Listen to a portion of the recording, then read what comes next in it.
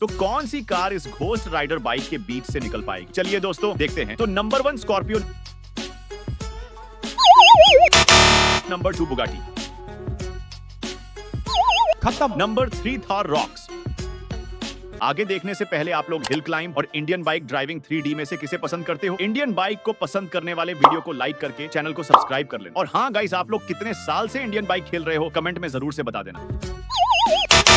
Number 4 सुपरा।